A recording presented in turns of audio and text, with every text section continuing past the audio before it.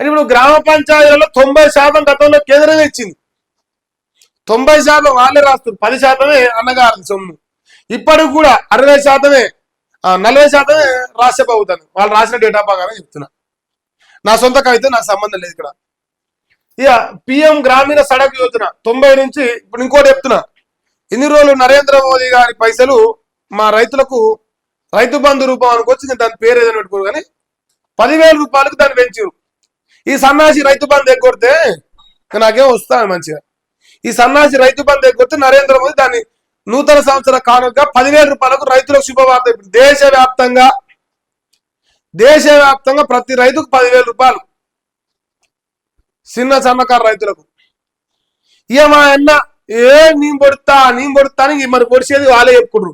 ఎక్కడైనా కూడా 50% వాటా ఉందో మీరు చెప్పారు. ఇగో ఇది ఒక్కటి ఉన్నట్టుంది, ఇది ఒకటి 50% వాటా ఉంటుంది.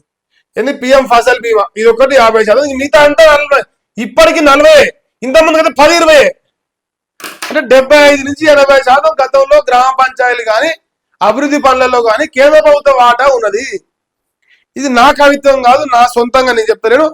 కాంగ్రెస్ వెలుగు పత్రిక, కాంగ్రెస్ పత్రిక రాస్తుంది ఏంటంటే ఏమిచ్చిండు నరేంద్ర మోదీ అంటే ఇగో 70-80% వాటా ఇచ్చిండ్రు నాయన లుచ్చలారా, గార్ది గుడ్డు మీరు ఇస్తారా సన్నాసులారా, మీరు వీకిచ్చింది 10-15 అని వాళ్ళకి వాళ్ళే సర్టిఫికేట్ ఇచ్చుకుంటారు మీ సన్నాసులం అని.